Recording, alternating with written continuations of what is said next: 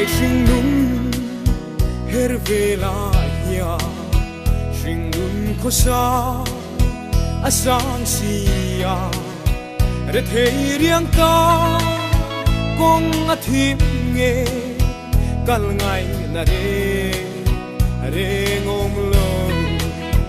har sat mangan lungai puai na katan chu mang asing trina o re thei riang ya katua thiam lo fam kanua me fam mai kanua sing nun kho ven nu tiang chon min o le sing nun re ngai to lovin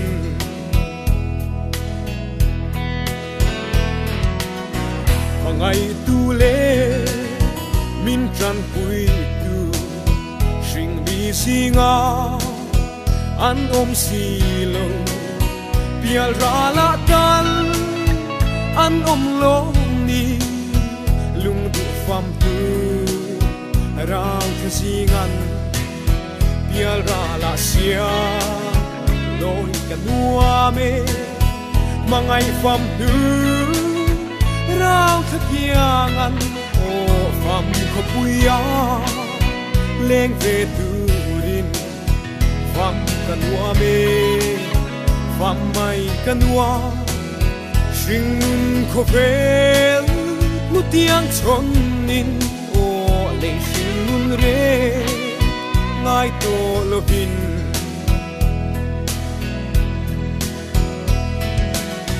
kan tum ram nuwa pial ral ram boy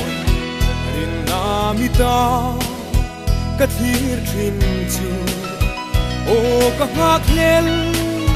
ka then hun tu rao thale na pial ral ko pui pial ral ram boy fam vang kwan har sat mang an aom to lo chol na pial ra la chua fam kanua me fam mai kanua sing nun kho ven nu tiang chon nin o le sing nun re ngai to lovin